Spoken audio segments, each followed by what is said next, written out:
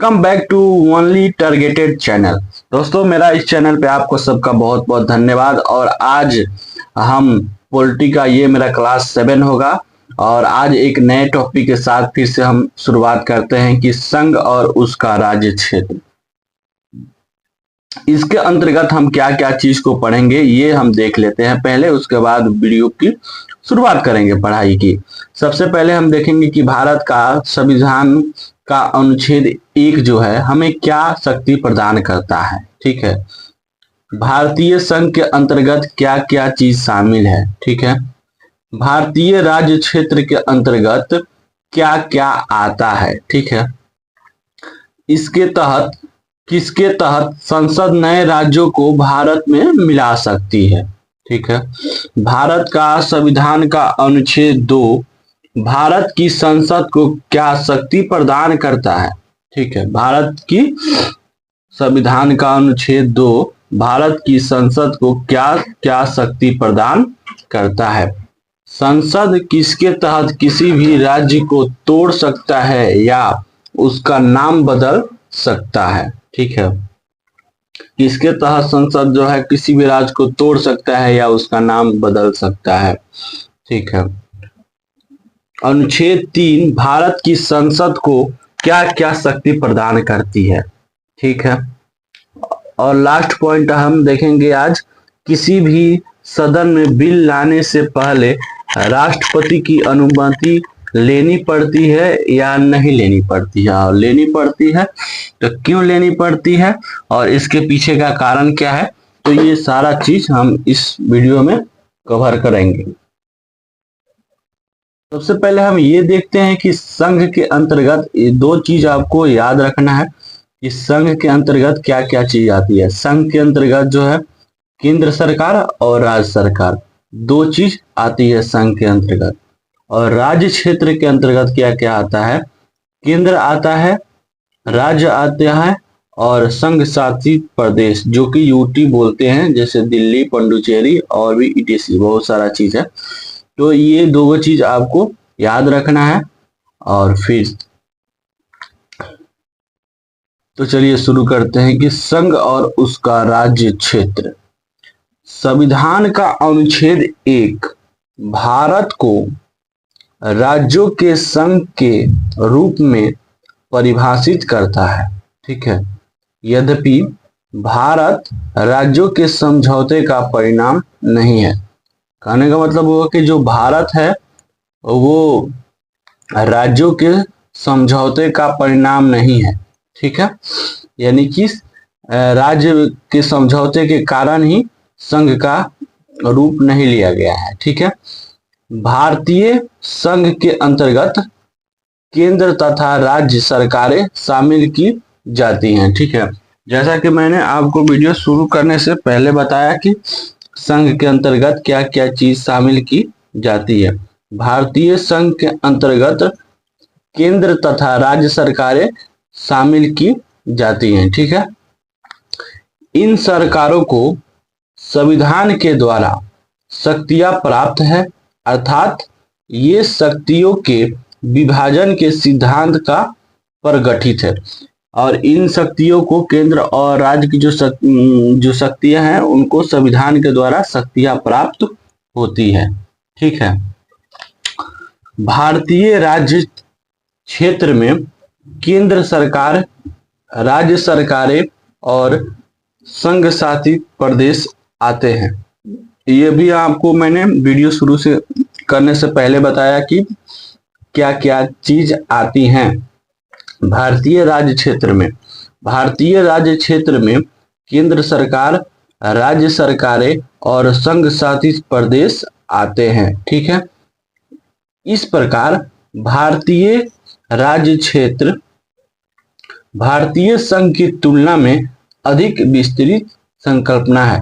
दोस्तों, हम बोल सकते हैं कि भारतीय राज्य क्षेत्र भारतीय संघ की तुलना में अधिक विस्तृत संकल्पना है। ठीक है, संविधान का अनुच्छेद 2, ये तो पढ़ लिए कि संविधान का अनुच्छेद 1 के अंतर्गत क्या क्या चीज आती है। ठीक है, और वो राज्य और संघ को क्या क्या शक्तियां प्रदान करती है। संविधान का अनुच्छेद 2 भारत की संसद को यह शक्ति देता है कि वे भारतीय संघ में नए राज्यों का प्रवेश या मतलब कि संविधान का अनुच्छेद 2 भारत की संसद को यह शक्ति देता है कि वे भारतीय संघ में नए राज्यों का प्रवेश या उसकी स्थापना कर सकती है और इसके लिए शर्तें भी तय कर सकती है। यानी अनुच्छेद 2 भारत की संसद को यह शक्ति प्रदान करती है कि वो नए राज्यों को इसमें शामिल कर सकती है तथा उस नए राज्यों पर अपनी पकड़ बना सकती है, उस पर नियम भी लगा सकती है। ठीक है। अब आर्टिकल 3 क्या कहता है? आर्टिकल 3 संविधान का अनुच्छेद 3 भारत की संसद को अधिकृत करता है। ठीक है। कैसे करता है इसके अंतर्गत देखते हैं। वे किसी राज्य का 2 या 2 से अधिक राज्यों में विभाजन कर सकता है। वे किसी भी राज्य को 2 या 2 से अधिक राज्यों में क्या होता है? विभाजन कर सकता है, यानी कि राज्य को तोड़ सकता है। दूसरा चीज है कि वे राज्य की सीमाओं को बढ़ा सकती है। राज्य की जो सीमा है उसको बढ़ा सकती है, उसके क्षेत्रफल को जो बढ़ा सकती है। वे राज्य की सीमाओं को घटा सकती है। वे राज्य की सीमाओं को क्या करती है? घटा भी सकती है। राज्य की सीमाओं में परिवर्तन कर सकती है। राज्य की सीमाओं में क्या हो सकती है? परिवर्तन कर सकती है। वे राज्य के नाम में परिवर्तन कर सकती है, यानी कि वो राज्य के नाम भी बदल सकती है। इस आशय का कोई भी विधेयक यानी कि जब कोई ये विधेयक लाता है कि किसी भी राज्य को नाम बदलना है या उसकी सीमा में परिवर्तन करता है, तो इस आशय का कोई भी विधेयक जब संसद में लाया जाएगा तो उसके लिए 2 शर्तें आवश्यक होगी। तो जब इस प्रकार का कोई भी विधेयक जो संसद में लाया जाएगा तो उसके लिए क्या क्या शर्तें जो होगी वो होगी। तो इसके लिए 2 शर्तें जो है वो आवश्यक है। क्या क्या चीज है? पहला चीज है, यह विधेयक भारत की राष्ट्रपति के पूर्व अनुमति से ही संसद के किसी भी सदन में लाया जाएगा।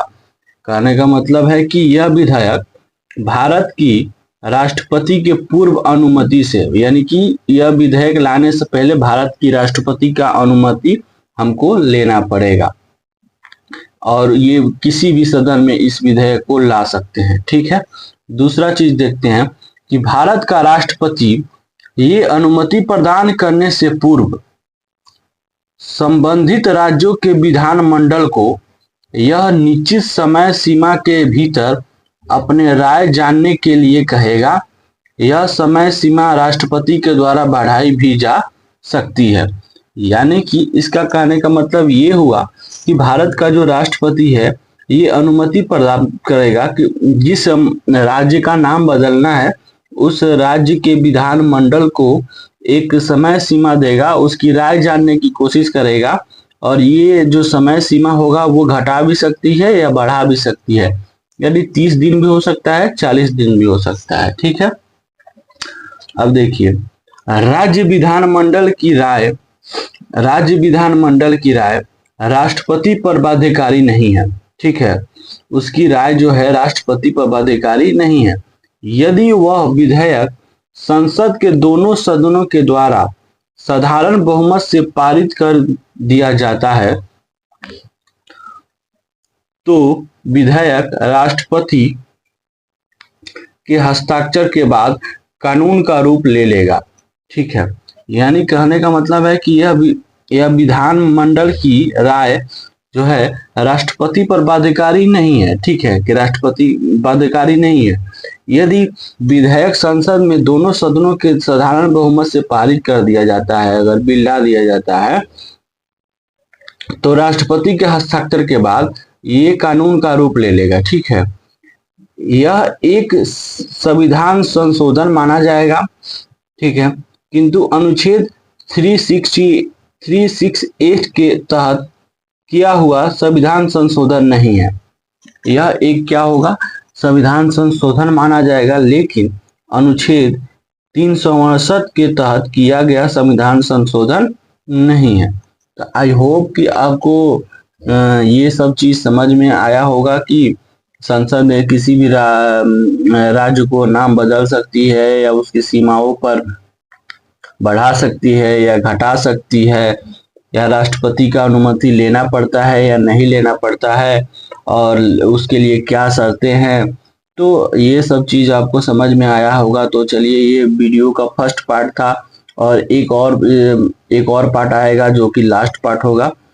तो thank you for watching the video.